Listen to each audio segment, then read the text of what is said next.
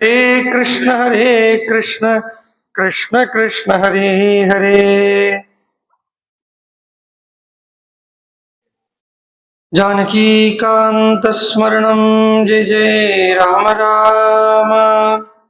गोपिका जीवन स्मरणं गोविंद गोविंद। सद्गुरुमूर्ति की जय। गुरुर्ब्रह्मा गुरुर्विष्णु गुरुर्देवो महेश्वरः। गुरु साक्षात् परं ब्रह्म तस्मै श्री गुरवे नमः। यस्य स्मरणमात्रेण नाम भक्तिः प्रजायते तं नमामि यदि श्रेष्ठं बोधेन्द्रं जगदां गुरुम्।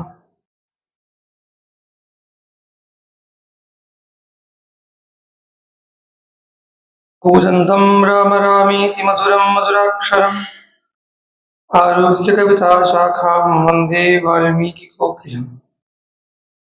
नयन्ती संकोचं सरसिरुचं दिक्परिसरे सृजन्ती लौहित्यं नगकिरणचन्द्रार्धखचिता।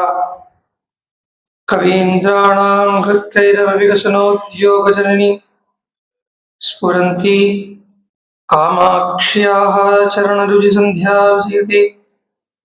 किरातगूणान्ध्रपुलिन्तपुल्कषाः पीरकण्कायवनात्कसादेः येन्ये च पापाः यदुपाश्रयाश्रयाः शुध्यन्ति तस्मै प्रभविष्णवे नमः।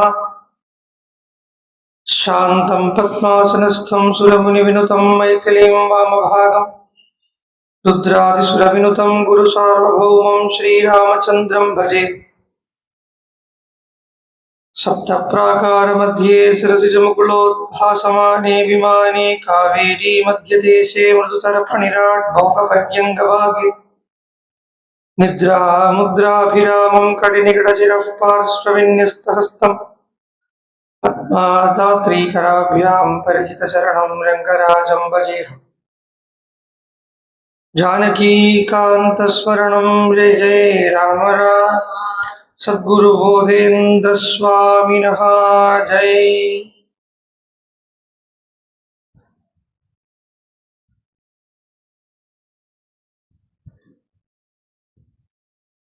श्री भगवान சொல்றார், சாதவோ ஹிருதயம் மக்கியம் சாதுனாம் ஹிருதயம் துவஹம்.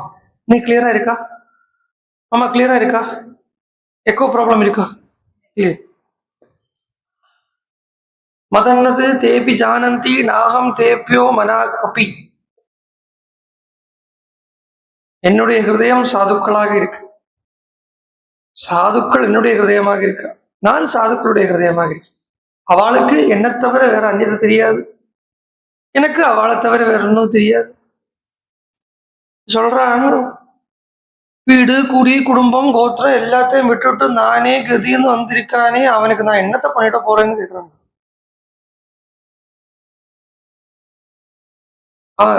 அப்படி இருக்கக்கூடியது சாதுக்களுடைய சுபாவம். அதனால சாதுக்கள் சாதுக்கள் சாதுக்களும் நம்ம டெய்லி சாதுக்களை பத்தி சொல்லிட்டே இருக்கோமே, சாதுக்கள் என்ன பண்ணிட்டா அப்படி?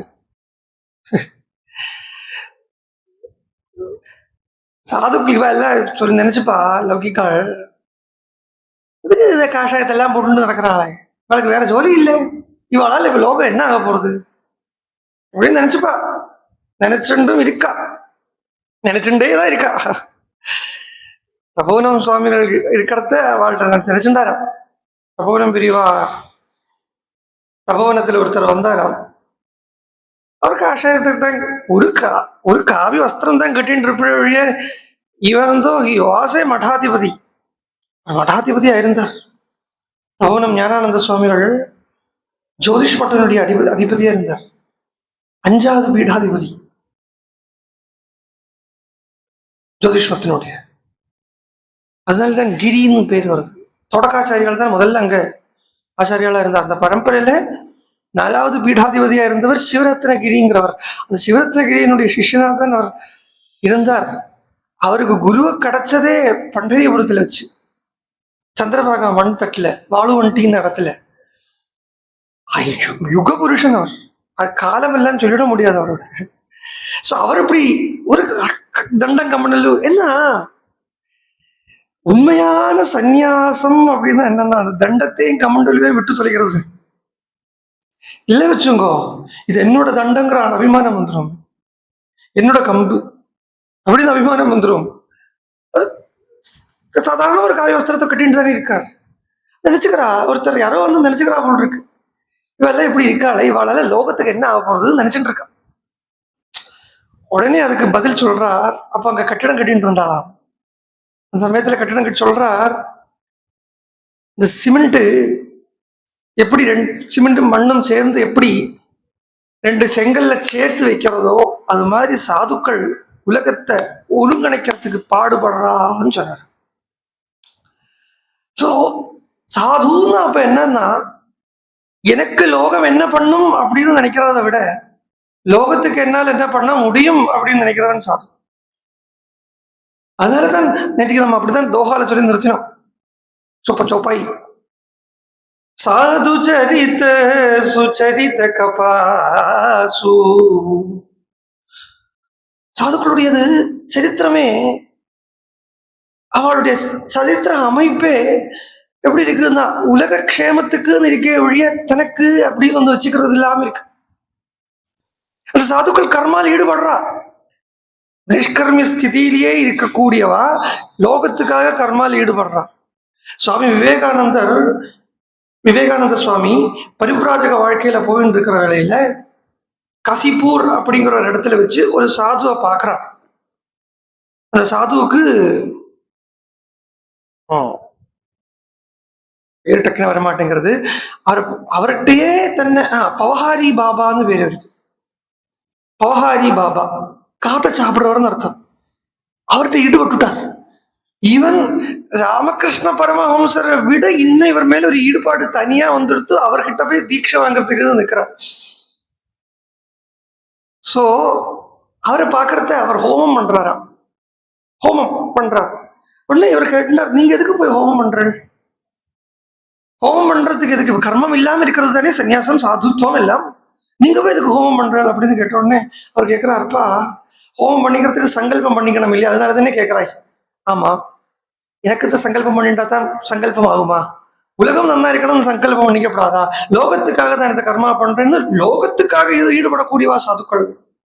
அதனால எப்படின்னா நீரசு பிசத குணமய பல ஜாசு நல்ல அப்பேற்பட்ட குணமயமான ஒரு பலன், நல்ல ஸ்வீட்டா இருக்கப்பட்ட பலன், கசப்பே இல்லாத பலன் எப்படி இருக்குமோ அது மாதிரி இருப்பாளாம் சாதுக்கள்.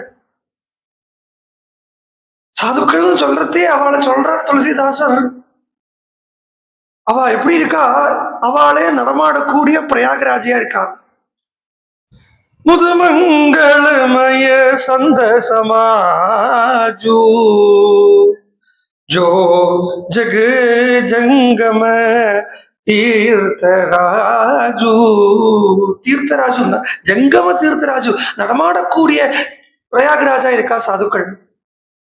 3 வேணும் இல்லையா, திருவேணி சங்கமம் இல்லையா, அப்ப 3 இருக்கணும் இல்லையா. அங்க 3 என்ன இருக்குன்னா ராம பக்தி ஜஹா சுரசரிதாரா. அவர்கிட்ட இருக்கப்பட்ட இந்த ராம பக்தி இருக்கே அதுதான் கங்கை. சுரசரி தாராங்கிறத கங்கை. சரசை பிரம்ம விசார பிரச்சாரா. சரஸ்வதி நதிங்கிறது கங்கா யமுனா சரஸ்வதியினுடைய சங்கமம் தானே பிரயாகு. அதுல வெளிப்படையில பார்த்தா பக்தியவே காட்டின்னு இருப்பா. வெளியில தெரியறது 2 தானே, கங்கை தெரியும் யமுனே தெரியும், சரஸ்வதி வெளியில தெரியாது. குப்தம் அப்படின்னு சொல்றது இல்லையா, லுப்தம் இல்லையா, குப்தம்.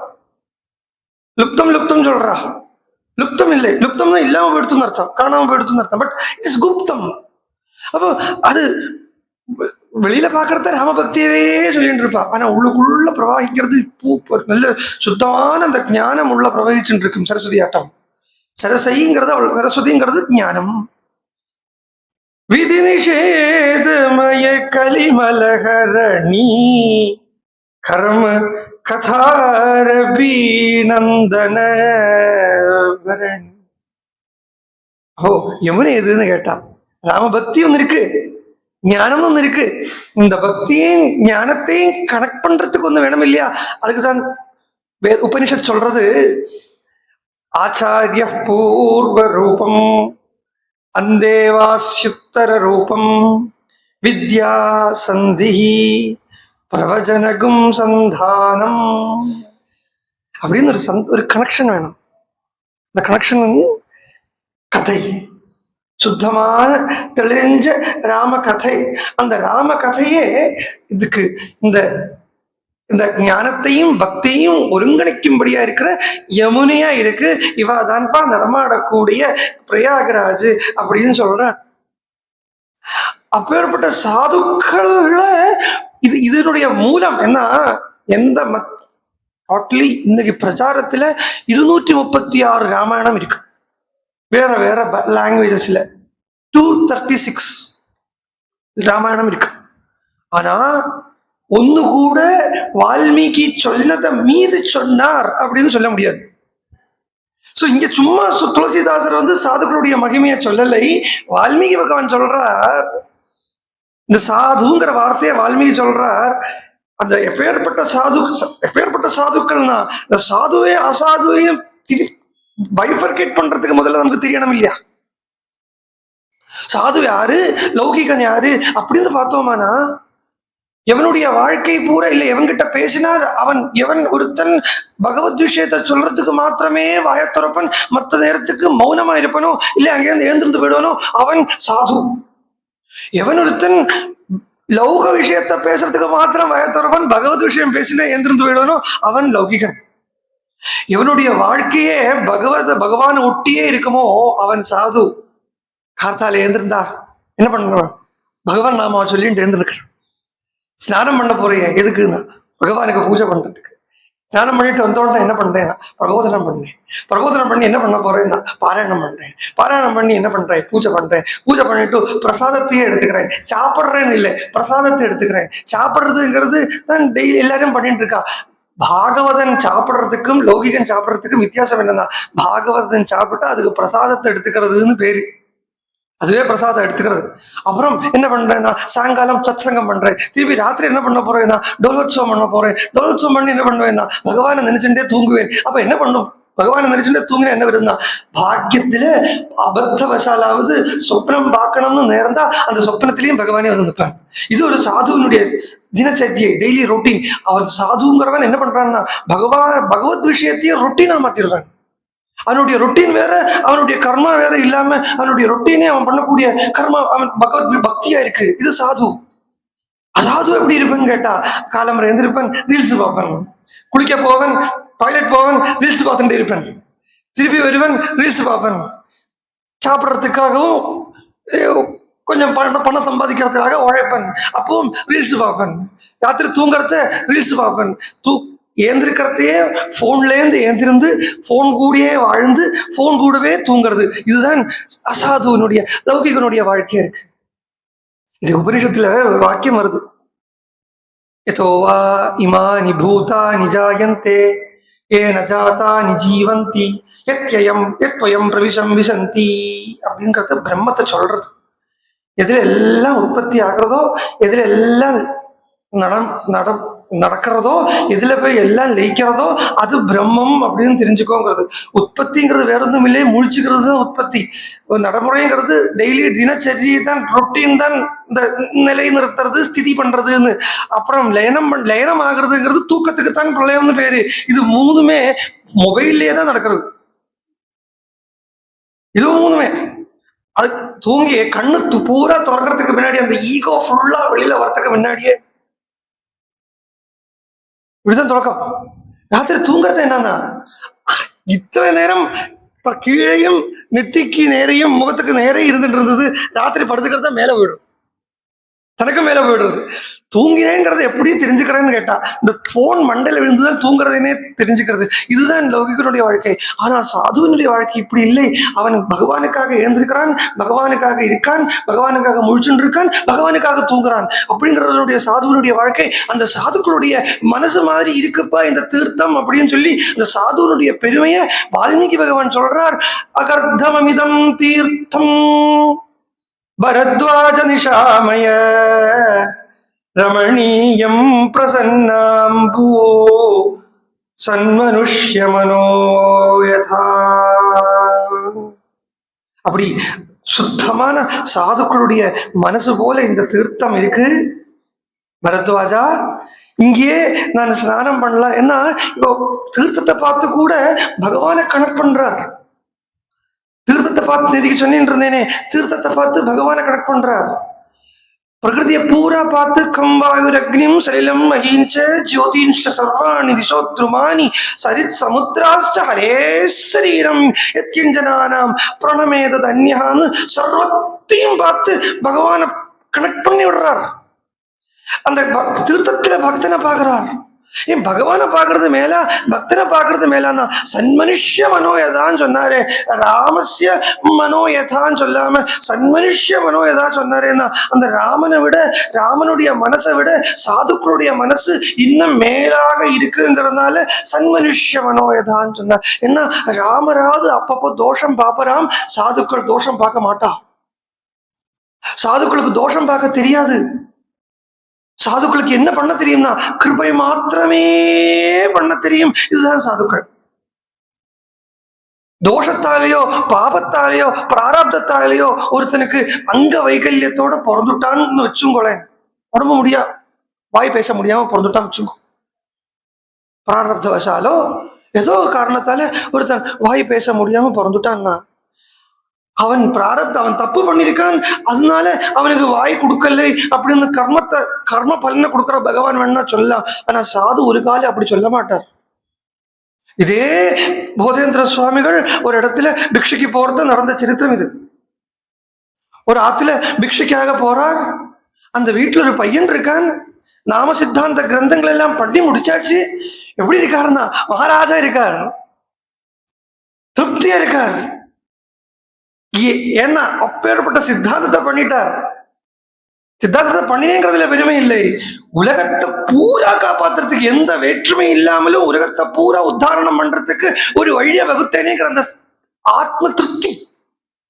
அப்படி இருக்கிறது ஒரு ஆத்துல பையன் அந்த பையன் வந்தா அந்த பையன்கிட்ட பேச கொடுத்துட்டு இருக்கார். அவன் பேச மாட்டேங்கிறான். சொன்னோடனே கருணை பங்கெடுத்து இந்த கருணை பங்கெடுத்தோம். உடனே பார்த்தார், நினைச்சார், பகவானே என்ன இது, வாய் உள்ளவனுக்கு பிழைக்கிறதுக்கு வழி பண்ணிட்டேனே, இவன் ஊமையா போயிட்டானே அப்படிங்கிற அந்த கருணை வந்தது. அந்த பகவான் அவனை நீ ராமா சொல்ல வச்சார் அந்த பையன் பேசின நினைப்பான். அது சரித்திரம் வேற போறது. என்ன சொல்ல வந்தேன், சாதுக்களுக்கு கருணை மாத்திரம் தான் இருக்குமே ஒழிய இவன் தப்பு பண்ணான் இவன் தண்டனை பண்ணான் அப்படிங்கிற அந்த வேற்றுமை இருக்காங்கிறதுனாலேயே வால்மீகி பகவான் ராமஸ்ய மனோயதா சொல்லாம சன்மனுஷ்ய மனோயதா அப்படின்னு சொல்றார். இங்கேயே பரத்வாஜா நான் இங்கேயே ஸ்நானம் பண்ணிக்கிறேன். இதமே வாஹகாயிஷ்யே தமசா தீர்த்தமுத்தமம். இங்கேயே ஸ்நானம் பண்றேன். இங்கேயே ஸ்நானம் பண்ண போறேன்னா நல்லா இருக்கு, உத்தமமா இருக்கு. அதனால தீயதாம் கலசஸ்தாத நிஸ்யதாம் கலசஸ்தாத தீயதாம் வல்கலம் மம. இதுதான் வால்மீகி. இதுதான் வால்மீகியினுடைய மேக்னானிமிசம், பெருமை. என்னன்னா பூரா ராமாயணத்தை அரை ஸ்லோகத்துல சொல்லிவிட்டேன். பூரா ராமாயணம் அரை ஸ்லோகத்தில். ராமாயணத்தினுடைய தாற்பயம் என்னன்னா வேற ஒன்றும் இல்லை, தியாகம். அந்த தியாகத்தை ஒரு அரை ஸ்லோகத்துல இங்க சொல்லியிருக்கார். என்ன சொல்றார், நிஸ்யதாம் கலசஸ்தாத. கையில பரத்வாஜன் கலசத்தை கொண்டு வந்திருக்கார். கையில கலசம் கொண்டு வந்திருக்கார்.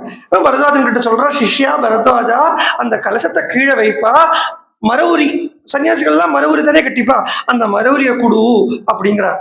நிஸ்யதாம் கலசஸ்தாத தீயதாம் வல்கலம் மம. ராமாயணம் பூரா எடுத்து பட்டாபிஷேகத்துக்காக எடுத்து வச்ச கலசத்தை கீழே வை, மரவுரிய குடு அப்படின்னு அந்த ராம சரித்திரத்தை அரை ஸ்லோகத்துல இங்க ஸ்நானம் பண்ற வேளையில சொல்லிட்டு போயிட்டார் வால்மீகி.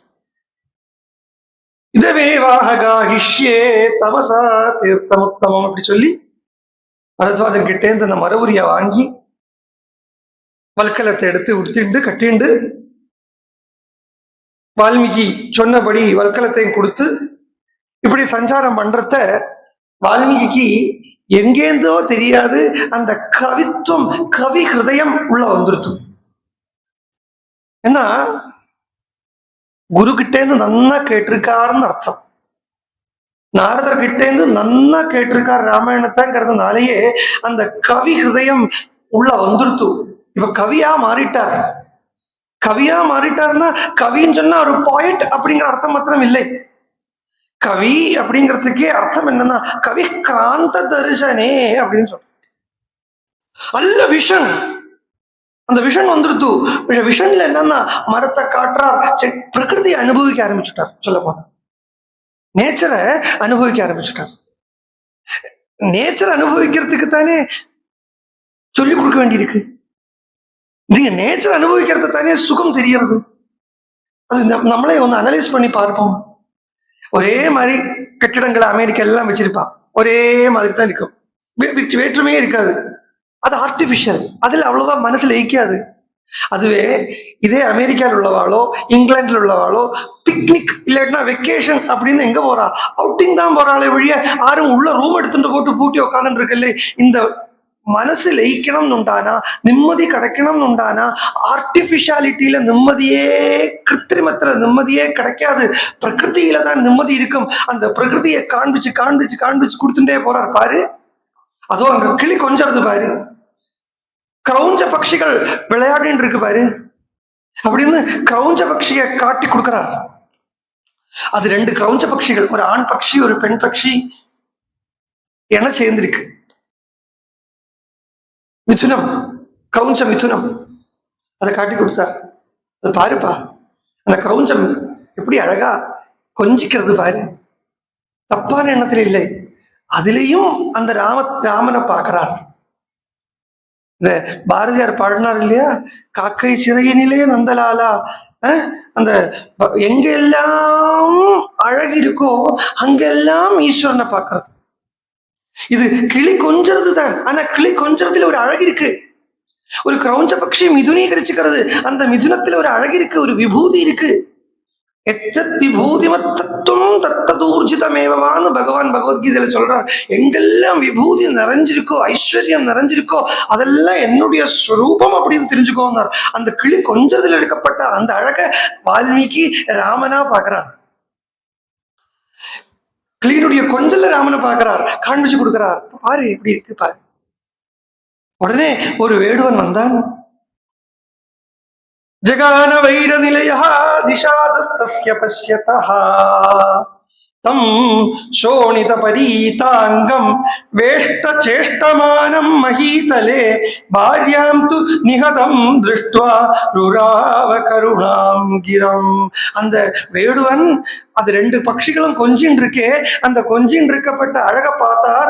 அந்த அழகை பார்த்து அவனுக்கு என்னமோ தெரியலை, ஒரு அந்த அந்த மிதுனத்துல ஆண் மிதுனத்தை தன்னுடைய அம்பால அடிச்சு வீழ்த்தினான். அந்த மிதுனம், அந்த பட்சி கிரௌஞ்ச பட்சி கீழே விழுந்தது.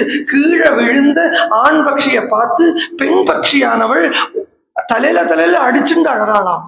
தம் சோணித பரீதாங்கம் வேஷ்டமானம் மஹீதலே பாத்யாத்து நிகதம் திருஷ்ட்வா ருராவ கருணாம் கிரம். இங்கேது இந்த ராமாயணத்தினுடைய கருணைங்கிறத ஆரம்பிக்கிறது. காருண்ய ரசம் நிரம்பினது ராமாயணம். ராமாயணத்துல நவரசங்களும் இருக்குன்னா கூட எந்த ரசம் ஆரம்பிக்கட்டும் அந்த ரசம் எல்லாம் நேர காருண்யத்துல கொண்டு விட்டுரும். ஹாஸ்யரசம் ராமாயணத்துல எங்க வச்சிருக்காரு, எங்க புதிஞ்சு வச்சிருக்காரு வால்மீகின்னா, சூர்பனகை வர இடத்துல புதிஞ்சு வச்சிருக்காரு ஹாஸ்ய ரசத்தை. அப்படியே சிரிச்சுட்டே இருக்கிறத திடீர்னு என்ன ஆயிடும்னா, இந்த சூர்பனகை போய் ராவணன் கிட்ட சொல்லி ராவணன் வந்து சீதையை அபகரிச்சுட்டு போறாங்கிற காருண்யத்துல கொண்டு போய் விட்டுரும். கருணைதான் ராமாயணத்தினுடைய அடிப்படை.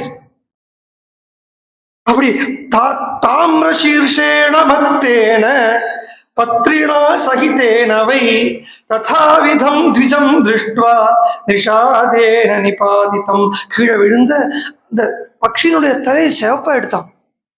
சங்கடத்துல பட்சிகளுடைய தலைக்கு சிகப்பு நிறம் வருங்கிறது கூட வால்மீகி இங்க சூச்சனை பண்றார். அது அடிச்சுட்டு அழறது, சிவப்பாண்டு அழறது. அது அழறத பாக்குறார் வால்மீகி. அப்படி அழறத பார்த்த உடனே ரிஷேஹே தர்மாத்மனஸ்தஸ்ய காருண்யம் சமபத்யத, ஒழுகி வந்துதான். இங்க சமஜாயத்தை சொன்னா போரும், உருவாச்சு, காருண்யம் வந்தது அப்படி சொன்னா போரும். அப்படி சொல்லல, காருண்யம் உள்ளேந்து ஒழுகித்து சமபத்தியத்தை, இப்படி கருணை பொங்கித்தான். கருணை பொங்குறது ஒண்ணு. இது இந்த ரெண்டு வேர்டு தான் ராமாயணம் பூரா வர போறது. பார்த்தோம், தர்மம் கருணை, தர்மம் கருணை, தர்மம் கருணை. எங்கேயும் பாருங்க ராமாயணத்துல நூக் அண்ட் கார்னர்ஸ்ல பார்த்தா இந்த தர்மம் கருணை, தர்மம் கருணை, தர்மம் கருணை இப்படி இருக்கும். ரெண்டு பட்சி இல்லையா? ரெண்டு பட்சியில ஒரு பட்சி போச்சு, ஒரு பட்சி அழறது வேடுவன். இது கதை சொல்றதுக்கு வால்மீகி பகவான் ஆக்சுவலி வரலை. സംസ്കൃതത്തിൽ ഒരു ന്യായമുണ്ട്. ശാഖാചന്ദ്രம்னு சொல்லுவா. ശാഖാചந்திரம்னா இந்த 3ஆம் பிறை சந்திரனை பார்க்கறதுக்கு எல்லாருக்கும் ஆசை. கிராமத்துல வாசல்ல வந்து நின்று பாப்பா. ஆனா எல்லாருக்கும் சந்திரனை தெரியாது, மரம் மறைச்சிட்டு இருக்கும். ஒருத்தர் எப்படியோ பார்த்துருவார். அந்த பார்த்த ஒருத்தன் என்ன பண்ணுவான், எல்லாரையும் கூப்பிட்டு ஒரு மரத்தினுடைய இந்த வேப்ப மரம் பாரு, அந்த வேப்ப மரத்தினுடைய வலது பக்கம் போற கிளைய பாருன்னு காட்டி கொடுப்பாங்க. கிளைய காட்டிக்கிறது இல்லை லட்சியம், அந்த கிளை வழியா பாரு சந்திரனை தெரியும்னு காட்டி கொடுக்கறது தான் லட்சியம். இதுதான் வால்மீகியினுடைய லட்சியம். இந்த வால்மீகிய எல்லாரும் திட்டுறா, திருடன் கொள்ளக்காரன் அப்படின்னு சொல்றா. அவர் திருடனோ கொள்ளக்காரனோ ஒன்றும் அல்ல. வால்மீகியினுடைய இன்டெலிஜென்ஸ் நம்மளால நினைச்சு கூட பார்க்க முடியாது. இந்த வால்மீகியினுடைய இன்டெலிஜென்ஸ், அவர் கொள்ளக்காரர் திருடன் தான் அப்படின்னு நான் ஒத்துவேன். ஏன்னா இந்த திருட்டுத்தனத்தை ராமாயணம் பண்றதுல வச்சுருக்கு. பெரிய விஷயத்த கதையில அமுக்கி விட்டுறார், கதையில அமுக்கி விடுறார். ஆனா அல்லாம அவர் திருடனும், அவருக்கு என்ன ராமான்னு வாயில சொல்ல முடியாதவனும் அப்படியெல்லாம் ஒன்றும் இல்லை.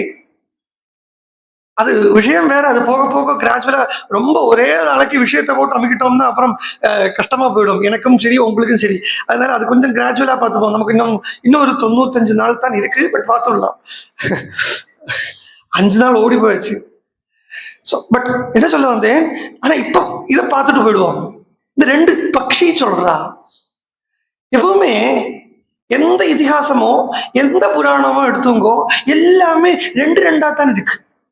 எல்லாமே சத்ருக்கள் வராதான் ரெண்டா இருக்கு. சத்ருக்கள் எந்த இடத்துலயும் பாருங்க, சத்ருக்கள் வரான்னு சொன்னா ஹிரண்யாக்ஷன் ஹிரண்யசிபு, ராவணன் கும்பகர்ணன், சிசுபாலன் தந்தவக்ரன், எல்லாமே ரெண்டு. இன்னும் தேவி விஷயமா தேவி மகாத்மியம் எடுத்து பார்த்தோம்னா அங்கே ரெண்டா தான் இருக்கு. மது கைடபன் இப்படி எல்லாம் ரெண்டா தான் வரும். இந்த ரெண்டுங்கிறது என்னது? இதுக்கு இது புரியணுமான பகவான் பகவத்கீதையில சொல்லியிருக்கார். ரெண்டுங்கிறது என்னது? ஒன்னு காமம், இன்னொன்னு குரோதம். காம ஏஷா குரோத ஏஷா ரஜோகுண சமுத்பவ மகாசனோ மகாபாத்மா துர்ஜயம் இக வைரியம். இங்க ஜெயிச்சுடலாம், ஆனா கொஞ்சம் கஷ்டம். It will take some time. ஆனா ஒரு குருவனுடைய ஆசிரியம் இருந்துட்டு தூணுண்டானா அதை ஈஸியா ஜெயிச்சுடலாம் அப்படின்னு பகவான் சொல்றார். சோ இந்த பக்கம் ரெண்டு எடுத்து வச்சுங்கோ, இந்த பக்கம் ரெண்டு பாருங்கோ. ஈஸ்வரனை அடையறதுக்கு உண்டான வழி அப்படிங்கிறதையும் பகவத்கீதையில பகவான் சொல்றார். பகவத்கீதையில ஆக்சுவலி ஸ்பீக்கிங், மார்க்கம் பகவான் அடையறதுக்கு உண்டான மார்க்கம், பகவான் அடையறதுக்கு உண்டான மார்க்கம் அப்படின்னு சொல்றோம் இல்லையா, அது ரெண்டு தான் இருக்கு. நான் சித்தாந்தத்துக்கு வேறுபடாமல் சித்தாந்தத்துக்கு ஒழுங்கா உண்மையா சொல்றேன். எந்த சித்தாந்தம் சரி, அத்வைத சித்தாந்தமாகட்டும், விசிஷ்டாத்வைத சித்தாந்தமாகட்டும், துவைத சித்தாந்தமாகட்டும், எல்லா இடத்துலயுமே ரெண்டு தான். சாங்கிய யோகேன சாங்கியானாம், கர்ம யோகேன யோகினாம். கர்மயோகம்னு ஒண்ணு, ஞான யோகம்னு ஒண்ணு. பகவத்கீதா பாஷ்யம் ஆதிசங்கராச்சாரியால் ஆரம்பிக்கிறாரு. அந்த பகவத்கீதா பாஷ்யம் ஸ்ரீ ஆதிசங்கராச்சாரியால் ஆரம்பிக்கிறத இந்த ரெண்டு மார்க்கத்தை தான் சொல்றார். ஒன்னு பிரவருத்தி மார்க்கம், இன்னொன்னு நிவர்த்தி மார்க்கம். பகவான் சிருஷ்டுவேதம் ஜெகத் மரீச்யாதீன் அக்ரே சிருஷ்டுவா பிரவருத்தி லட்சணம் தர்மம் கிராஹயாமாச. சயேவ சனக சனந்தனாதீன் சிருஷ்டுவா நிவர்த்தி லட்சணம் தர்மம் கிராஹயாமாச வேதோக்தம் த்விதோஹி தர்மஹ பிரவருத்தி லட்சணோ நிவர்த்தி லட்சணஸ்ச. ரெண்டு விதமா தான் தர்மம் இருக்கு. மரீச்சி அத்ரி அங்கிரச 9 பிரஜாபதிகளை சிருஷ்டி பண்ணி பகவான் எப்படி பிரவருத்தி பண்ணி பகவானை அடையணும்ங்கிறத காட்டினார். இன்னொரு பக்கம் பிரவருத்தி பண்ணாம நைஷ்கர்மியத்துல எப்படி பகவான் அழையணுங்கிறத சனாதன சனத்குமாரால வச்சு காண்பிச்சார். ரெண்டு விதத்துல இருக்கு. பிரவருத்தி தர்மம்னு ஒண்ணு, நிவர்த்தி தர்மம்னு ஒண்ணு. இந்த ரெண்டு மார்க்கம் எப்படி இருக்குன்னா ஸ்திதி கதி போல வித்தியாசமா இருக்கு. ஸ்திதி கதி போல வித்தியாசம். ஸ்திதி கதின்னா நடந்துட்டே உட்கார முடியாது இல்லையா? நடந்து நின்றுட்டு தான் உட்கார முடியும் இல்லையா? நடந்துட்டே உட்கார முடியுமா? சோ ஸ்திதி கதி போல வித்தியாசமா இருக்குது பகவான் சொல்றார். அந்த பகவானை அடையறதுக்குண்டான மார்க்கம் ரெண்டு. ஒன்னு பிரவருத்தி மார்க்கம், இன்னொன்னு நிவர்த்தி மார்க்கம். அப்ப இந்த பக்தி மார்க்கம்னு சொல்றோமே, அது எங்கேருந்து வந்தது? பெரிய குழப்பம் இது. பக்தி மார்க்கம்னு சொல்றோமே, இது எங்கேருந்து வந்ததுன்னா இது தனி இல்லை. பக்தி மார்க்கம்ங்கிறது தனி இல்லை. பக்தி மார்க்கம்ங்கிறது இந்த கர்ம பிரவருத்தி மார்க்கத்தையும் நிவர்த்தி மார்க்கத்தையும் சமஞ்சசப்படுத்துறது. பக்தி பண்ணுறோம் அப்படிங்கிறத அது பிரவருத்தியா நிவர்த்தியான்னா அதுல கர்மா இருக்காதா? இருக்கு. கர்மா இல்லையான்னா இல்லை. அப்பேற்பட்ட ஒரு விசேஷமான ஒரு வழி பக்தி மார்க்கம். பட் பொதுவா ஈஸ்வரனை அடையறதுக்கு இந்த ரெண்டு வழி. ஒன்னு கர்மா, இன்னொன்னு நைஷ்கர்மியம். இது ரெண்டு வழியைத்தான் இங்க ரெண்டு பட்சியா காட்டுறார் வால்மீகி.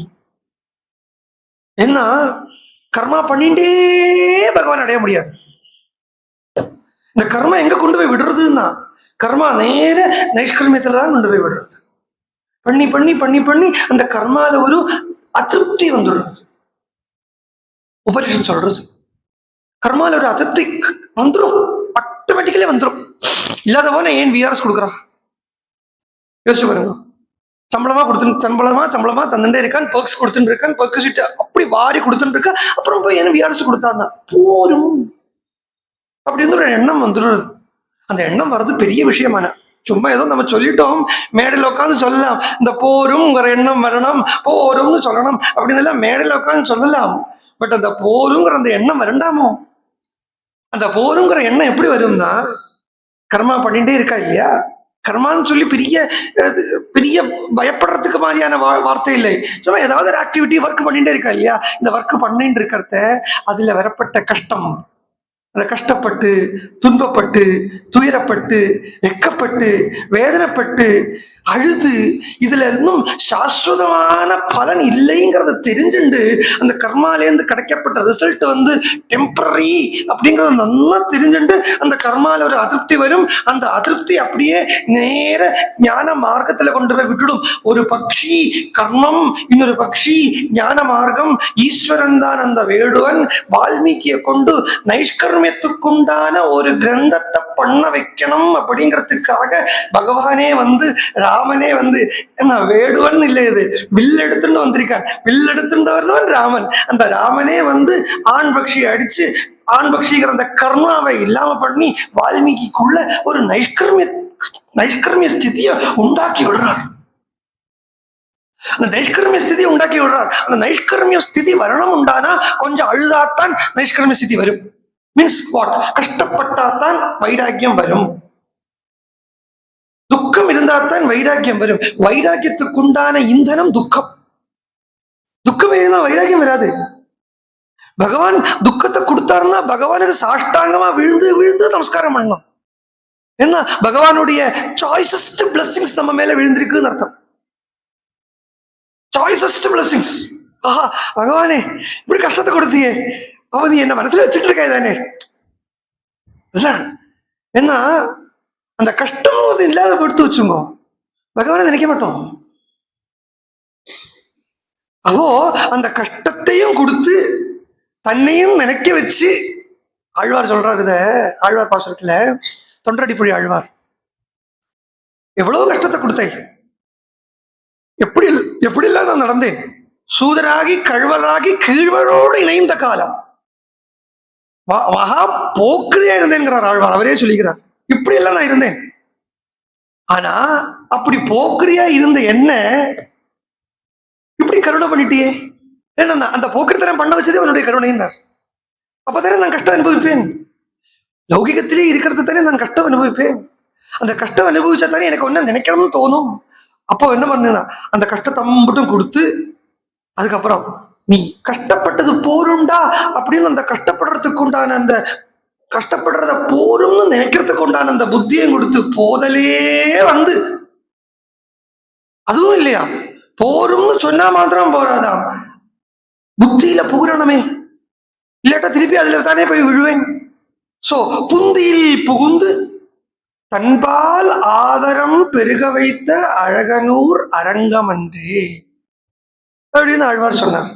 சோ அந்த கஷ்டம் கொடுக்கறதாட்டும் இங்க அந்த பெண் பக்ஷி அழறதுங்கிறது சொல்றது. துக்கம் அனுபவிக்க துக்கம் அனுபவிக்க துக்கம் அனுபவிக்க வைராக்கியம் வந்துடும், மரணம். நல்ல மாட்டுக்கு ஒரு சூடு பட்டாச்சு, திருப்பி திருப்பி எலிய மாதிரி இருப்பாளா? யோசிச்சு பாருங்க. எலி இருக்கு இல்லையா, அது சாப்பாடு எடுக்கிறதுக்குன்னு வந்தது வச்சுங்கோ, அடிக்க கிடைக்காது. ஆனா சூரனா இருக்கப்பட்டவன் கம்ப வச்சுட்டு இருப்பன், சாப்பிட வந்த எலிய அடிப்பன், அடிச்சா ஓடும். ஓடிண்டே இருக்கிறது மறந்து போயிடும், திருப்பி அதே இடத்துக்கு வரும். எதுக்கு தெரியுமோ? சாப்பிடறதுக்கு தான், ஆனா அடி வாங்கறதுக்கு. திருப்பி அடி வாங்கும், திருப்பியும் வரும், திருப்பி அடி வாங்கும். இது மாதிரி ஆகப்படாது. நல்ல மாட்டுக்கு ஒரு சூடு. இந்த துக்கம் ஒரு வாட்டி வந்துருத்துனா என்ன? கபில பகவான் பாகவதத்துல இதைத்தான் சொல்றார். சம்சாரத்துல வாழ்ந்துட்டு இருக்கோமே, சம்சாரத்துல வாழ்ந்துட்டு இருக்கிறது இந்த சுகம் அனுபவிச்சுட்டு இருக்கோமே இல்லையா, இந்த சுகத்தை பார்க்காதே அம்மா.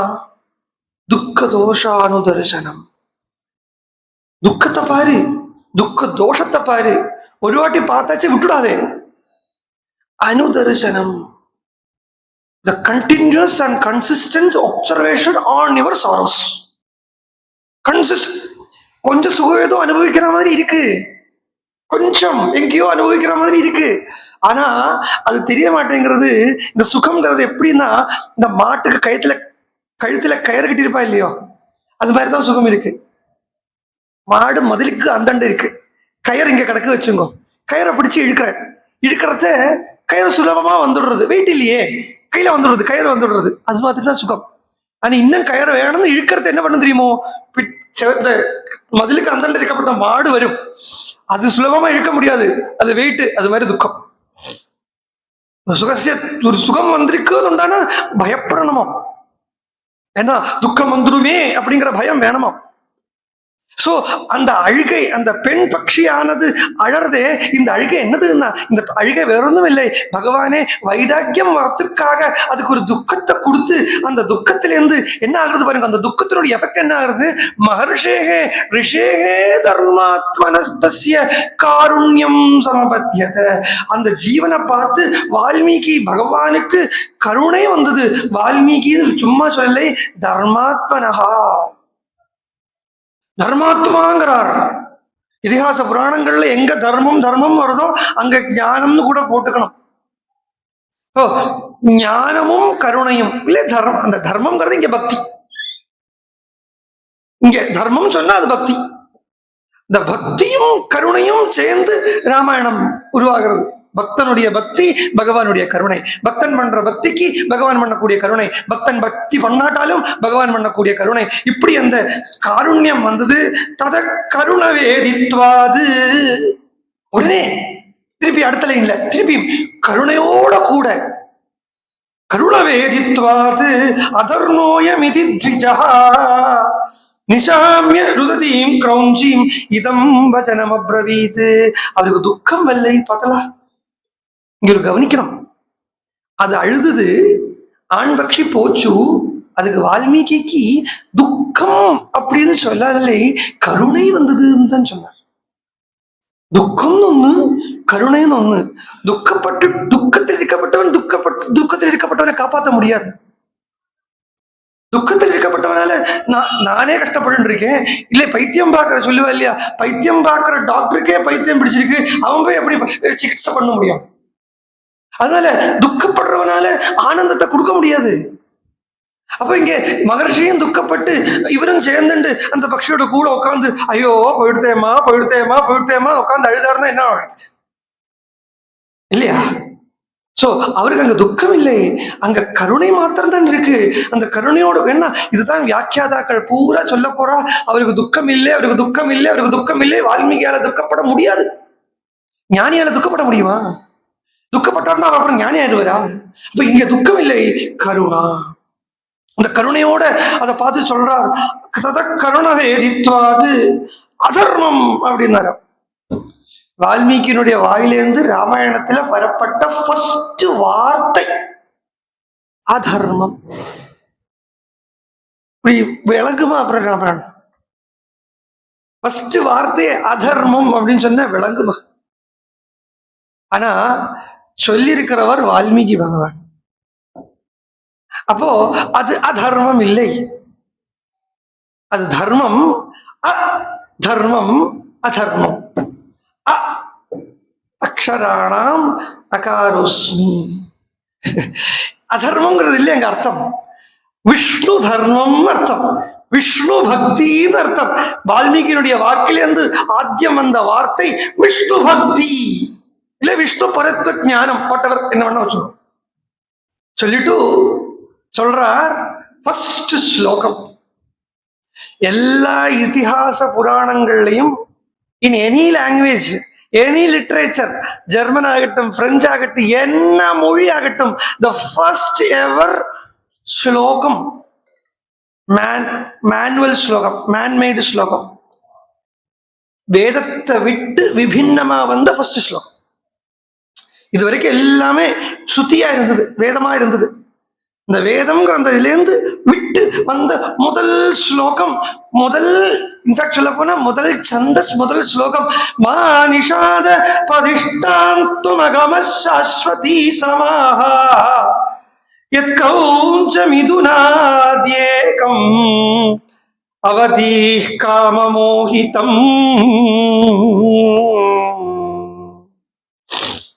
மானிஷாதா பிரதிஷ்டா தமகமஹ சாஸ்வதி சமாஹ யத் கிரௌஞ்ச மிதுனாதி ஏகம் அவதி காமமோகிதம் அப்படின்னு பகவானுக்கு ஆசீர்வாதம் பண்ற மாதிரி, 7 காண்ட கதையும் சொல்லற மாதிரி பகவானையே கூப்பிட்டு வச்சு உனக்கு நீ க்ஷேமமா இரு அப்படின்னு பல்லாண்டு பாடுற மாதிரியான ஒரு ஸ்லோகம்.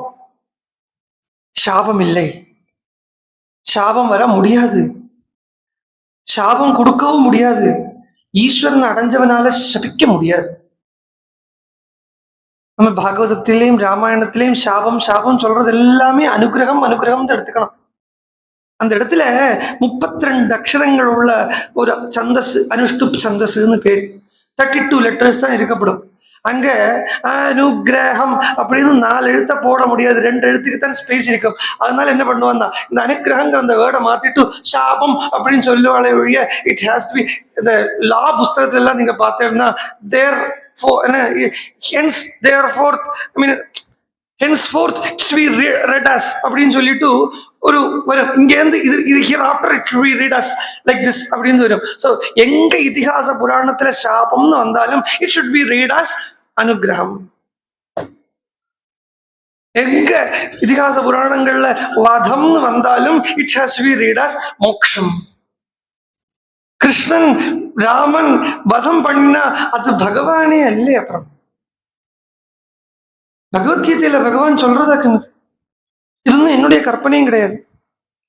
அச்சேத்யோயம் அதாஹ்யோயம் அப்படிங்கிற அந்த ஸ்லோகம் சொல்றத அச்சேத்யோயம் அப்படிங்கிற சேதனம் பண்றதுன்னா வெட்டுறதுன்னு அர்த்தம். அச்சேத்யோயம் அப்படின்னா வெட்ட முடியாததுன்னு அர்த்தம்.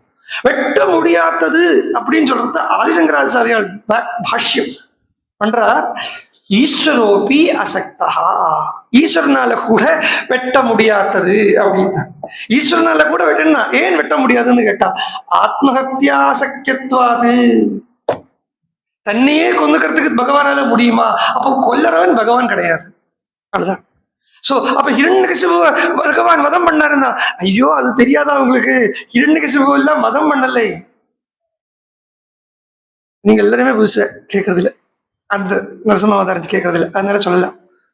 ஹிரண்யகசிபு பகவான் வதம் பண்ணலை, மடியில போட்டுண்டார், தடவி கொடுத்தார். ஹிரண்யகசிபு என்ன ஓடி வந்தான். ஹிரண்யகசிபு நரசிம்மர் இங்க உட்கார்ந்து இருக்கார், ஹிரண்யகசிபு அங்க இருந்து இருக்கார். அங்கேருந்து இங்கேக்கு ஓடி வர வேண்டி இருக்கு. அந்த ஓடி வரத்த என்ன அவருக்கு ஆசை, ஹிரண்யகசிபுக்கு பகவான் மடியில படுத்துக்கணும்னு ஆசை, இல்லை பகவானை கட்டிக்கணும்னு ஆசை. அந்த கட்டிக்கணுங்கிற அந்த ஆசையில ஹிரண்யகசிபு ஓடுறத நிருசிம்மர் இங்கேருந்து சொல்றார், ஓடாதடா ஓடாதடா, இங்க தாண்டா இருப்பேன், உனக்கு அனுகிரகம் பண்ணிட்டு தாண்டா போவேன், அதுக்கு தாண்டா வந்திருக்கேன் அப்படின்னு இவர் இங்கேருந்து உட்காந்து கத்தின்னு இருக்கார். ஆனால் அவனுக்கு அந்த துறை விடமாட்டேங்கிறது. ஓடி வரான். ஓடி வந்தோடனே மூச்சு வாங்குறது, இப்படின்னு போட்டு மூச்சு வாங்குறது. பகவான் பார்த்தா பொண்டுல வந்து நிக்கிறான். நின்று மூச்சு வாங்கிட்டு அப்புறமா கட்டிக்கலாம்னு பாக்குறேன். பார்த்தா பகவான் என்ன, உங்ககிட்ட நான் அப்பவே சொன்னேன் இல்லையா, ஓடாதே சொன்னேன் இல்லையா, மூச்சு வாங்குன்னு சொன்னேன் இல்லையா, பாரு பாரு எவ்வளவு கதைக்கிறது பாரு, மூச்சு வாங்குறது பாரு அப்படின்னு பகவான் 2 கையால தூக்கி எடுத்து மடியில போட்டுட்டு இந்த மூச்சு வாங்கினா தடவி கொடுப்பா இல்லையா, இப்படி தடவி கொடுப்பா இல்லையா, அது மாதிரி தடவி கொடுத்தாரு பகவான். இப்படி தடவி தடவி கொடுக்கறத பாவம் சிம்மம் இல்லையோ, சிம்மமா இல்லையோ வந்திருக்கார். நகம் இழுந்தது, கிழிச்சு விட்டுருத்து. அல்லாம பகவான் கொல்லலை, பகவானால கொல்ல முடியாது, யாரையும் கொல்ல முடியாது. அப்போ இங்க இந்த முதல் ஸ்லோகத்தை போய் சாபம் சாபம் எப்படி சொல்றது, அதுவும் வேதத்திலேருந்து ஸ்ருதியிலேருந்து விபின்னமா வந்திருக்கப்பட்ட ஆத்திய ஸ்லோகத்தை எப்படி சாபம் சொல்றது? இது சாபம் இல்லை. 7 காண்ட கதையையும் சூச்சனை பண்ற மாதிரியான ஒரு ஸ்லோகத்தை வால்மீகியினுடைய வாயிலேருந்து வந்திருக்கு. வால்மீகி பண்ணினார்னு நான் சொல்லலை, கவனிச்சுமா, உள்ளேந்து வந்திருக்கு, பிடிச்சிருக்கு. வால்மீகி இவ்வளவு கேட்ட ராமாயணம் நாரதர்கிட்டேருந்து கேட்டார் இல்லையா, அந்த கேட்ட ராமாயணமே திரட்டிப்பாலாட்ட ஒரு ஸ்லோகத்தை உள்ளேந்து கொடுத்திருக்கு. 2 லிட்டர் பாலை வாங்கி ஒரு சம்படம் நிறைய திரட்டிப்பாலா உண்டாக்குவா, அவ்வளவுதான் கிடைக்கும். ஆனா அது அப்படி இருக்கும். எப்படி இருக்கும்னா அப்படி இருக்கும் இல்லையா, அப்படி இருக்கும் இல்லையா, அப்படி இருக்குது ஸ்லோகம். சாபமே இல்லை, அனுகிரகம். ஏன்னா ஃபர்ஸ்ட் இந்த ஸ்லோகத்துக்கு லிட்டரரி மீனிங் அப்படின்னு சொல்லுவோம் இல்லையா, இந்த லிட்டரரி மீனிங் பார்த்தேன்னா மானிஷாதா பிரதிஷ்டாந்தம் அகமஹா அப்படிங்கிறது சம்ஸ்கிருத பாஷையினுடைய ஒரு யூனிக்னஸ் இது. அதாவது வர்பு நவுன் இதெல்லாம் இருக்கே, இது எல்லாத்தையுமே எங்க போட்டாலும் அர்த்தத்துக்கு சரியா வந்துடும். இப்போ சீதாம் ஹரதி ராவணஹா அப்படின்னு சீதை சொல்றா. அப்படி சொல்றத முதல்ல சீதை வந்திருக்கு, அப்புறம் ஹரதிங்கிற வர்பு வந்திருக்கு, அப்புறம் ராவணஹாங்கிற நவுன் வந்திருக்கு.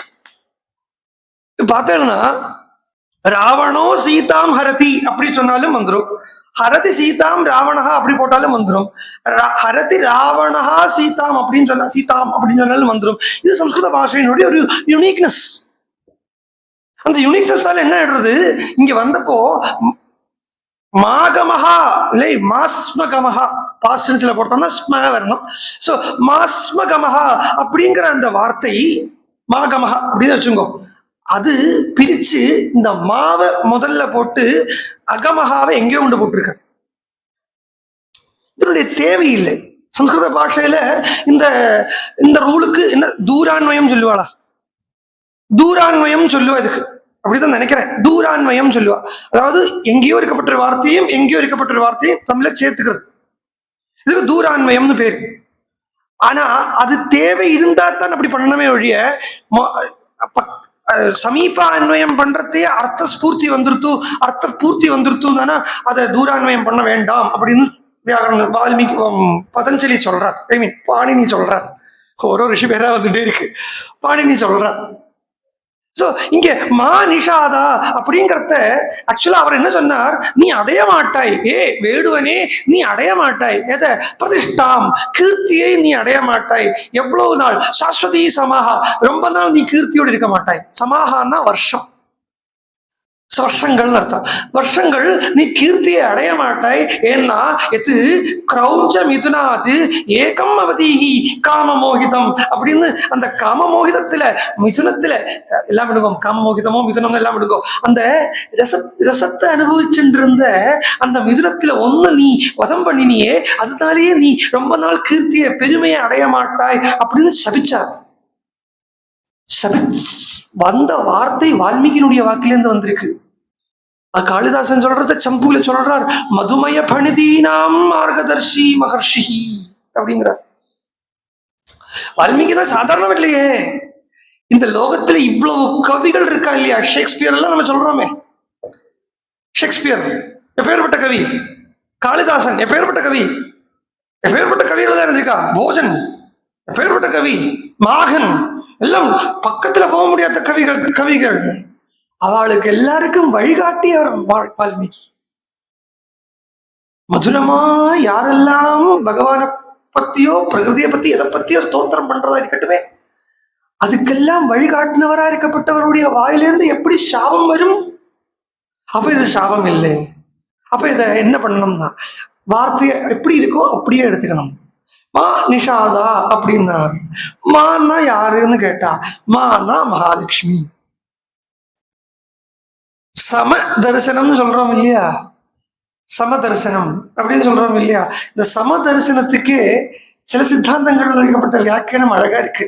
ச மா ச மகாலட்சுமியா, மகாலட்சுமியா சகிதம் மாம் அப்படின்னு தான். மாம் ஏகம் சரணம் ரஜங்கிறது பகவானுடைய பகவத்கீதையினுடைய அந்த சரம ஸ்லோகம் இருக்கே, அதுக்கு மத்வாச்சாரியுடைய வியாக்கியானம்.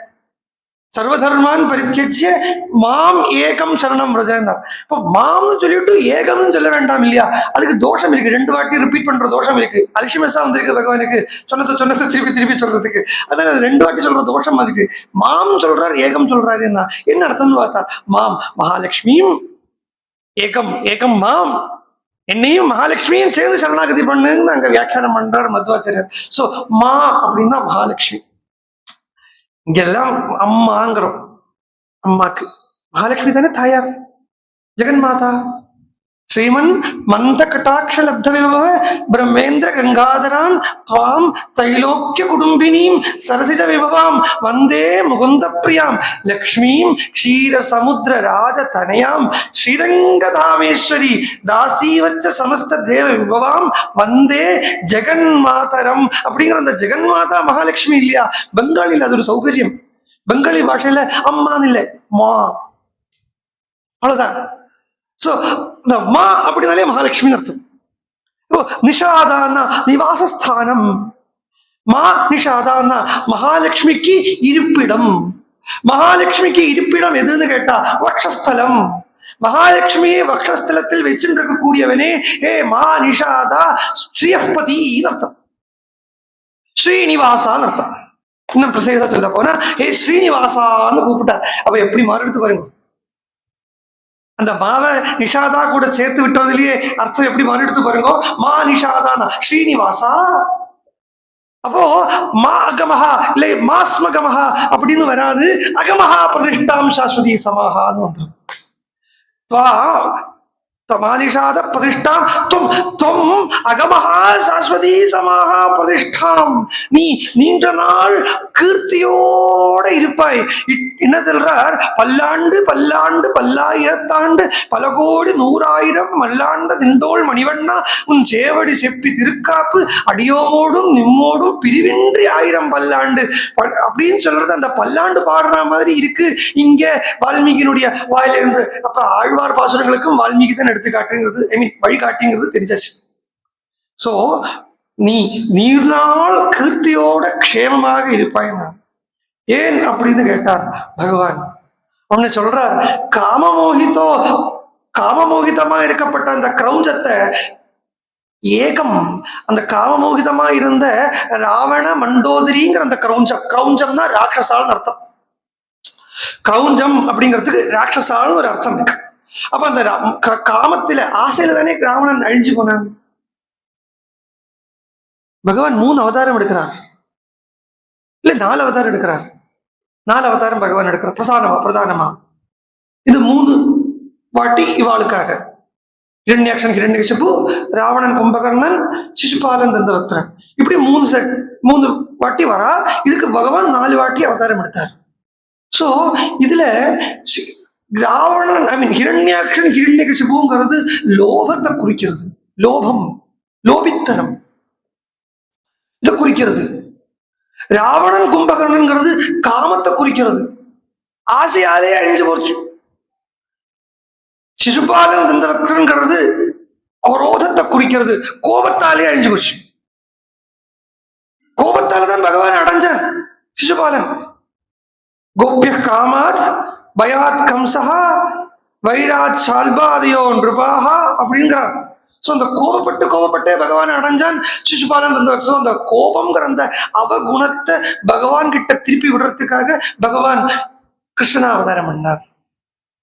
காமம் அப்படிங்கிற அந்த அவகுணத்தை சத்ருவை தன்கிட்ட திருப்பி விடுறதுக்காக பகவான் ராமனா அவதாரம் பண்ணார்.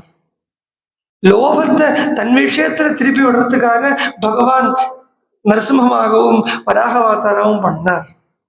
ஏன்னா இந்த குணங்கள் இது எல்லாத்தையுமே சத்ருக்கள்னு சொல்றது 6 சத்ருக்கள் 6 எதிரிகள்னு சொல்லுவா பிரதானமா ஆத்தியாத்மிகத்துல, அதாவது ஸ்பிரிச்சுவாலிட்டியில. காமம், குரோதம், லோபம், மோகம், மதம், மாத்சரியம் இப்படின்னு 6 சத்ருக்கள் இருக்கு. இது ஒன்றும் இல்லாம இருந்துட முடியாது. மனுஷனா பிறந்துட்டோம் இல்லையா? அதனால என்னன்னா இந்த 6 எப்பவுமே இருக்கும். பிறந்த அன்னையிலேருந்து கட்டை வேகிறப்போ வரைக்கும் இது 6 இருக்கும். இதை இல்லாம பண்ண முடியாது. கோபமோ காமமோ ஒன்னும் இல்லாம பண்ண முடியாது. சொல்லுவா எனக்கு கோபமே இல்லையம்மன், 2 வாட்டி சொல்லி பாருங்க. எனக்கு கோபமே இல்லை. நீ வந்தா கோச்சு போயிடா. உடனே நான் கோச்சுக்கல மாட்டேன், நான் கோச்சுக்க மாட்டேன்னு சொல்லிட்டு இருக்கேன். திருப்பி கோபம் வருத்தாதே அப்படின்றான். கோபம் இல்லைன்னு சொல்லப்பட்ட திருப்பி கோபம் வருத்தாதே அப்படின்னு கோச்சுன்னு சொல்ல முடியாது. கோபம் இதெல்லாம் இல்லாம பண்ண முடியாது. ஆனா அப்ப இதெல்லாம் இல்லை இருக்குன்னு என்ன ஆயிடுறது? இதெல்லாமே பகவான் அடையறதுக்கு தடை ஆயிடுறது. ஈஸ்வரன் அடையறதுக்கு தடையாயிடுறது. காமமோ, குரோதமோ, லோபமோ, மோகமோ, மதமோ, மாத்சரியமோ பகவான் அடையறதுக்கு தடையாயிடுறது. ஆனா எதெல்லாம் தடையா இருக்கோ அதெல்லாமே நம்ம அதை இந்த ஸ்வாட் அனாலிசிஸ் அப்படின்னு சொல்ல மேனேஜ்மெண்ட்ல ஸ்ட்ரென்த் வீக்னஸ் எல்லாமே ஸ்ட்ரென்த்தா மாத்தணும். அப்ப இதெல்லாமே தடையா இருக்கு, இதெல்லாமே வீக்னஸா இருக்கு இல்லையா? இதெல்லாமே அப்படியே ஸ்ட்ரென்த்தா மாத்திடணும். என்ன பண்ணணும்னு கேட்டா இந்த 6ஐயும் பகவான் கிட்ட திருப்பி விட்டுணும்.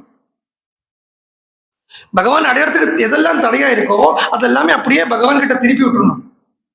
திருப்பி விட்டா ஸ்ரீ ராமகிருஷ்ண பரமஹம்சர் சொல்றாரு, ஒரு பக்கம் கங்கை ஒழுகின்னு இருக்கு, இன்னொரு பக்கம் சாக்கடை ஒழுகின்னு இருக்கு. இந்த கங்கை தான் பகவான், கங்கை தான் பகவான். இந்த சாக்கடை தான் காமம், குரோதம், லோபம் எல்லாம். எல்லாரும் சீச்சி சாக்கடையை பார்த்து சீங்கிறா, தள்ளி விடுறா. ஆனா கங்கையை பார்த்து புரோக்ஷணம் பண்ணிக்கிறா. இதே இந்த சாக்கடைய எங்கேயோ ஒரு இடத்துல வரத்த இது கங்கை கூட கலந்துருத்து. ஆனா அதுக்கப்புறம் இந்த சாக்கடைக்கு அந்த சீச்சித்துவம் போயிடுறது, சாக்கடைக்கு கங்கத்துவம் வந்துடுறது. அதுக்கப்புறம் இந்த சாக்கடையோட சேர்த்து எல்லாரும் புண்ணியம்னு புரோக்ஷணம் பண்ணிக்கிறா. அப்போ இந்த காமம், குரோதம், லோபம், மோகம், மதம், மாத்சரியம் எல்லாம் பகவானை அடையறதுக்கு உண்டான வழியா மாத்துறது எப்படின்னா பகவான் கிட்ட காமம்.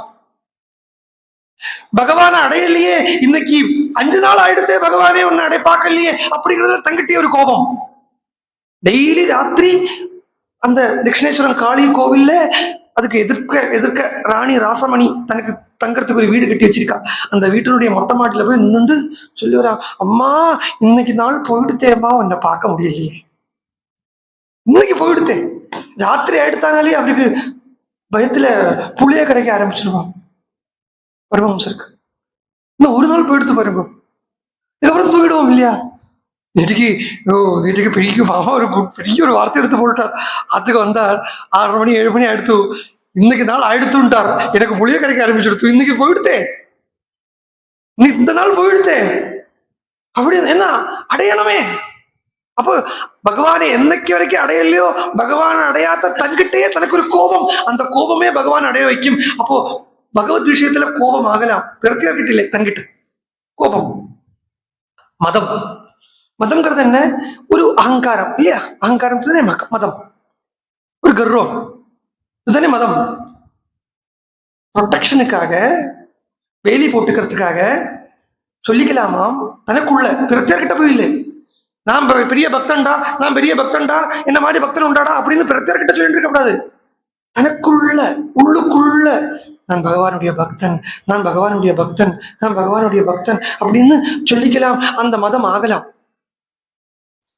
காமம், குரோதம், லோபம். லோபம்ங்கிறது கஞ்சத்தனம், அதுதானே கஞ்சத்தனம். கஞ்சத்தனமும் பக்தியில கஞ்சத்தனம் ஆகலாமா? பண்ண முடியுமா? எப்படி இது கேட்டா நீ எப்படி சொல்ற? பக்தியில போய் எப்படி கஞ்சத்தனம் பண்ண முடியும்? பண்ணலாம். கஞ்சூஸ் என்ன பண்ணிட்டு இருக்கா? பணத்தை சேர்த்து வச்சுட்டு இருக்கா, செலவு பண்ணாம தானே. அது மாதிரி லௌகிக விஷயத்துல செலவழிக்கக்கூடிய நேரத்தை சேர்த்து வச்சுட்டு அப்படியே பகவானுக்கு மாத்தி விடுறதுதான் லோகம். பக்தி பண்றதுக்கு மாத்தி விடுறதுதான் லோகம். தூங்குற நேரத்தை குறை, சாப்பிடுற நேரத்தை குறை, பார்க்கிற நேரத்தை குறை, ஷார்ட்ஸ் ரீல்ஸ் பார்க்கிற நேரத்தை குறை. அந்த சமயம் பக்தி பண்ணு அப்படிங்கிறதுக்கு தான் லோகம். அப்ப அந்த லோகமும் குணமா மாறிடுறது. அப்புறம் லோகம் மோகம். மோகம் தான் ஆக்சுவலா what do you mean by மோகம்? ஆக்சுவலி ஆசைன்னு ஒண்ணு, மோகம் ஒண்ணு தனியா இருக்கா? இருக்கு. அடையலாம்ங்கிற விஷயத்த ஆசைப்படுறதுக்கு பேரு காமம். அடைய முடியுமோ முடியாதோ தெரியாது. அடைய முடியுமோ முடியாது. எனக்கு இப்ப அமெரிக்க பிரசிடென்ட் ஆகணும் நான் ஆசைப்பட்டேன். நான் யோசிச்சு பாருங்க, எனக்கு அமெரிக்கன் பிரசிடென்ட் ஆகணும் அப்படின்னு நான் சொன்னேன் வச்சுக்கோ, இது ஆசை கிடையாது, இது மோகம் இல்லையா? இப்ப ஆசைப்படுறது என்ன? இதே மாதிரி டெய்லி ராமாயணம் சொல்லிகிட்டே இருக்கணும், இப்படி இது படல ஆசை. அது போய் நான் இப்போ இல்லாட்டினா போட்டு கிடக்கு. லௌகிகமாகவே சொல்றேன், ஒரு நல்ல ஒரு தெரிய மாட்டேங்க, வேண்டாம் விட்டுருங்கோ, அது இருக்கட்டும். பட் ஆசை டிஃபரன்ஸ் மனசிலாச்சு இல்லையா? டிஃபரன்ஸ் புரிஞ்சது இல்லையா? ஆசைக்கும் மோகத்துக்கும். ஆசைப்படுறதுன்னா என் கை கட்டும்படியா இருக்கிற விஷயத்தை அடையணும்னு எடுக்கிறது ஆசைன்னு பேரு. அதே சமயத்துல மோகம்னா I can even imagine about it, but I am earning for it அப்படிங்கிறதுக்கு தான் மோகம்னு பேரு. அமெரிக்கன் பிரசிடென்ட் ஆகணும்னு நினைக்கிற மாதிரி. ஆனா பகவத் விஷயத்துல அந்த மோகமும் ஆகலாமா? ஏன்னா என்னால அடைய முடியுமோ முடியாதோ தெரியாது. எனக்கு தெரியாது. எனக்கு அந்த யோக்கியதை இருக்கா இல்லையா தெரியாது. எனக்கு அந்த யோகியதை இருக்கா இல்லையான்னு எனக்கு சத்தியமா தெரியாது. ஆனா நான் சொல்றேன், எனக்கு பகவான் அடையணும், எனக்கு பகவான் அடையணும், எனக்கு பகவான் அடையணும் அப்படின்னு நான் சொல்றது, even though I am not considering or analyzing myself, I am telling that I want to reach God, I want to see God, I want to be God அப்படி நான் சொல்லிட்டு இருக்கேன்னா இது மோகம் தான். ஆனா இந்த மோகம் பகவத் விஷயத்தில் ஆகலாம். மதம் சொல்லிட்டேன். மத்சரியம் அப்படின்னு இருக்கு இல்லையா? மத்சரம், மத்சரம்னா காம்படிஷன். அதுவும் பக்தியில வரலாம். பகவானுக்கும் பக்தனுக்கும் போட்டி. போட்டி பக்தனுக்கும் இல்ல, பக்தனுக்கும் போட்டிப்படாது. பக்தனும் கைப்பிடிச்சுட்டு போகணும். ஆக்சுவலி இதுக்கு தான் கல்யாணமே. அதான் கர்தவர் கேட்டுக்கிற கல்யாணம். அந்த கல்யாண மந்திரத்துல பாணிகிரகண மந்திரம்னு வரும். இந்த கை பிடிச்சுக்கிறது. கிருப்ணாமிதே சுப்ரஜா சுத்வாய ஹஸ்தம் மயா பத்யா ஜரதிஷ்டர் யதாசா பகோ அரியமா அப்படின்னு சொல்லி அந்த மந்திரம் கையை பிடிச்சுக்கணும் அப்படின்னு சொல்லி வரும். அது என்ன சொல்றது? ஜரதிஷ்டர் யதாசகான்னு சொல்றாங்க. வயசான காலத்துல, ஜரைனா மூப்பு அடைஞ்ச காலத்துல, திருஷ்டர் யதாசகா ஒரு ஊன்றுகோல் மாதிரி, உனக்கு இவள், இவளுக்கு நீ அப்படின்னு சொல்றான். இது வயசாகிறத ஜரையில ஊன்றுகோலா இருக்குமோ இருக்காதோன்னு யாரு கேட்டா? கல்யாணம் முடிஞ்சு 10 வருஷத்துல ஆம்பளை போயிட்டான்னா அப்புறம் மூப்புல வேற யாரும் என்ன பண்றது?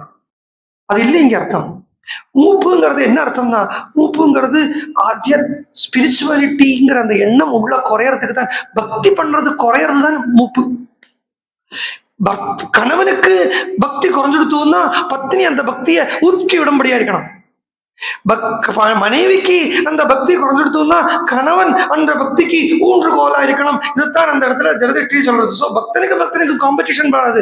பக்தனை கைப்பிடிச்சுட்டு ஊட்டிட்டு போகணும். ஆனா பகவானுக்கும் பக்தனுக்கும் நடுவுல போட்டி வேணும். யார மாதிரினா பிரகலாதன மாதிரி. பிரகலாதருக்கும் நரசிம்ம சுவாமிக்கும் போட்டி. நரசிம்மர் பாக்குறார், பிரகலாதா நான் உனக்கு நீ பண்ணின பக்திக்கு நான் என்னடா தரப்போறேன். பிரகலாதன் சொல்றேன், நான் பக்தியே பண்ணலையே, நீ கிருபை பண்ணிட்டு இருக்கிறது எனக்கு ஜாஸ்தியா இருக்கு. பகவானுடைய அனுகிரகமும் பக்தனுடைய பக்தியும் போட்டி போடும். இது மாத்சரியம். இந்த 6ம் அவகுணம் சத்ருக்கள் நான் சொல்லிட்டு இருந்தேனே, இது அப்படியே பகவான் அந்த கங்கையில தள்ளி விட்டாச்சனா இதெல்லாம் இந்த 6மே பகவானை அடையறதுக்கு உண்டான வழியா இருக்கு பார்த்தலாம். பகவானை அடையறதுக்கு உண்டான வழியா இருக்கு பார்த்தலாம்.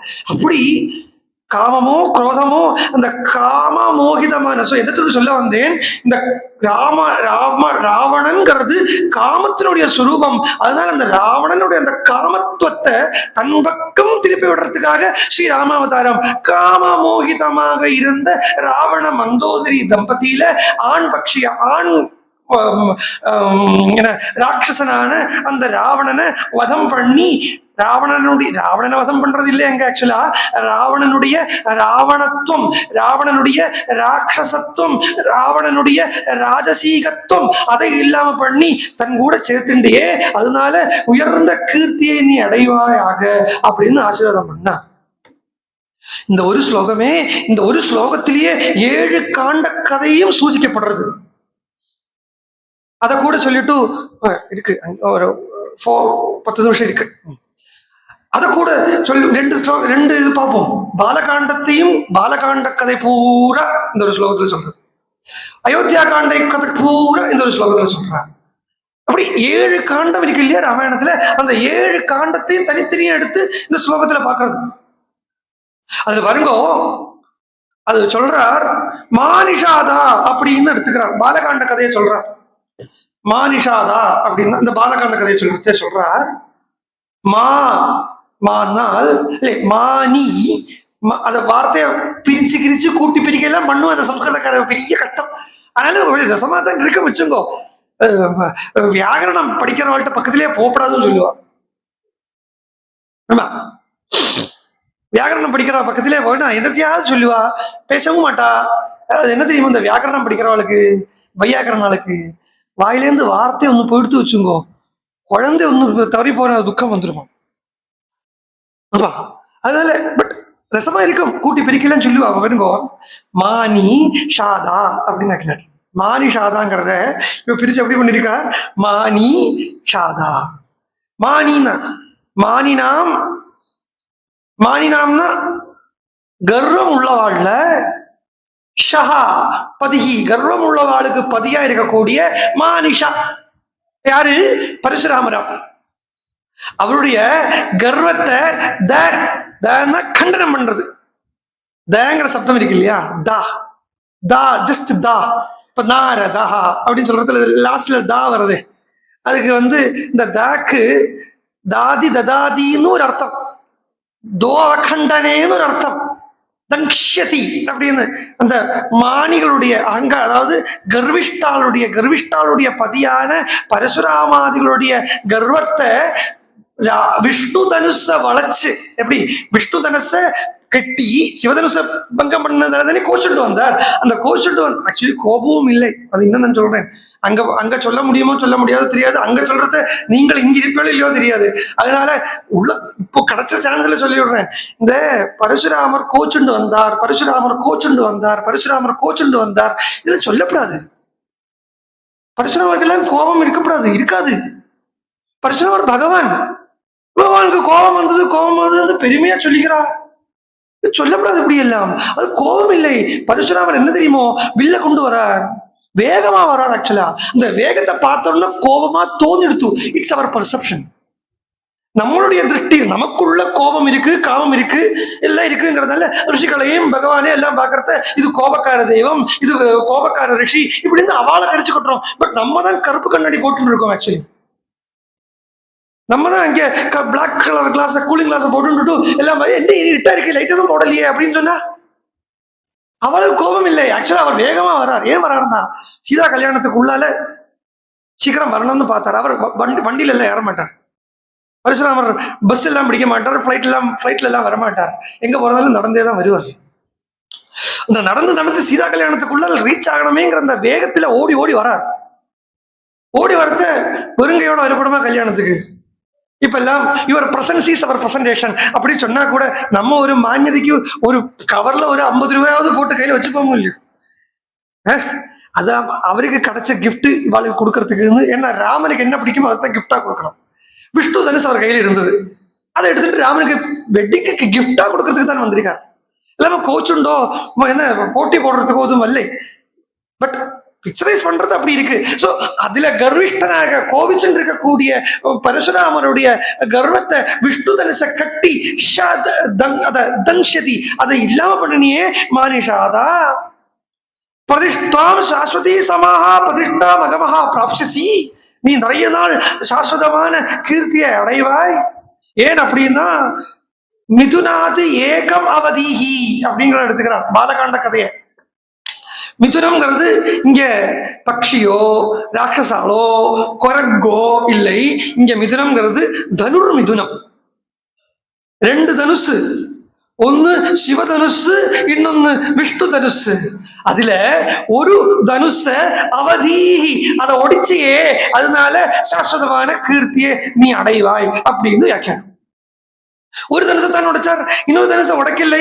இந்த விஷ்ணு தனுசை கட்டி எடுத்து நேர வருணன் கிட்ட கொடுத்து, வருணன் அதை இந்திரன் கிட்ட கொடுத்து, இந்திரன் அதை அகஸ்தியர்கிட்ட கொடுத்து, அகஸ்தியர் அது ராமர் காட்டுக்கு வரத்த 14 வருஷத்துக்கு அப்புறம் வாங்கிட்டு போறார் ராவண வதத்துக்காக. சோ அங்க அந்த தனுசை ஒடிக்கலை, இந்த தனுசை தான் ஒடிச்சார். ஏகம் அவதீகி மிதுனாது ஏகம் அவதீகி, அந்த 2 தனுசுல ஒரு தனுசை உடைச்சியே, அப்படிங்கிறதுனால நீ சாஸ்வதமான கீர்த்தியை அடைவாய் அப்படின்னு பாலகாண்ட கதையை இந்த ஸ்லோகத்துல வியாக்கியானம் பண்ணிட்டார். நம்ம அந்தந்த காண்டம் வரும்போ அந்தந்த ரீதியில் உள்ள வியாக்கியானத்தை பார்க்கலாம். ஏன்னா ரொம்ப வியாக்கியானத்தை உட்காந்து சொல்லிட்டு இருந்தேன்னா எனக்கும் போரடிக்கும், உங்களுக்கும் தூக்கம் வந்துடும்.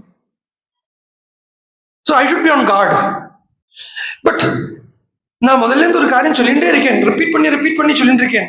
ஏன்னா இந்த ஒரு ஸ்லோகத்திலேயே 7 காண்ட கதையும் வருது அப்படின்னு சொல்லிட்டு இருக்கேன். தனித்தனியா வியாக்கியானம் பண்ண வேண்டியதில்லை, அப்படி எடுத்து பாருங்க. மானிஷாதா அப்படிங்கிறதையே ஸ்ரீனிவாசான்னு அர்த்தம். சீதா கல்யாணத்தை சொல்லி பாலகாண்ட கதையை சொல்லிட்டார். பிரதிஷ்டாம் அகமஹா, பிரதிஷ்டை கீர்த்தியை அப்படிங்கிறதுனால அந்த கீர்த்திங்கிற சப்தம், கீர்த்தி எதிலிருந்து கிடைக்கிறதுனா தியாகத்தால கீர்த்தி கிடைக்கிறது. அந்த கீர்த்திங்கிற அந்த சப்தத்தால, பிரதிஷ்டைங்கிற சப்தத்தால, தியாகம்ங்கிற அந்த சப்தத்தால அயோத்தியா காண்ட கதையை சொல்லிட்டார். அகமஹா சாஸ்வதி அப்படின்னு நீ போவாய் அடைவாய் அப்படின்னு கவனம் பண்ணுவாய் அப்படிங்கறத சொல்றதுனாலேயே என்ன சொல்றார், அரண்ய காண்ட கதையை சொல்றார். கச்சதி போயிட்டே இருக்கார், நடந்துட்டே இருக்கார், போயிட்டே இருக்கார். அந்த அகமஹா சாஸ்வதின்னு அந்த அரண்ய காண்ட கதையை சொல்றார்.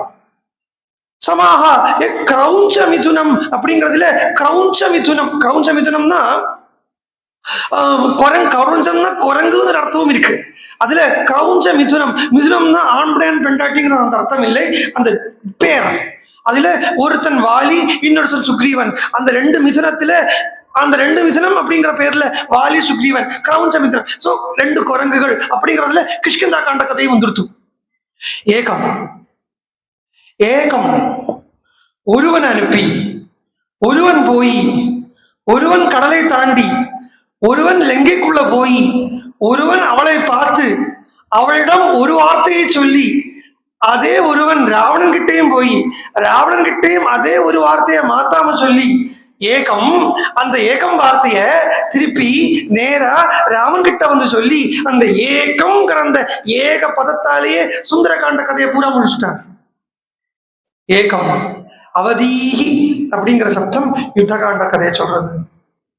காம மோகிதம் அப்படிங்கிறத, இந்த காம மோகிதங்கிறதுல ராம மோகிதம் எடுத்துக்கணும். இந்த உத்தரகாண்டத்துல பூரா ஸ்ரீராமனுடைய குணங்களை இன்னும் இன்னும் இன்னும் இன்னும் வால்மீகி பகவான் உத்தரோத்தரம் புலிவு பண்ணி சொல்றார். இந்த காம மோகிதம் அப்படிங்கிற சப்தம் உத்தரகாண்ட கதையை சொல்றது. அப்படி இந்த 7 இந்த ஒரு ஸ்லோகமே 7 காண்ட கதையும் சொல்லும்படியா இருக்கு. மா நிஷாத பிரதிஷ்டாந்தம் அகமஹா சாஸ்வதி சமாஹா யத்கிரௌஞ்ச மிதுனாத் ஏகம் அவதீஹி காமமோஹிதம்.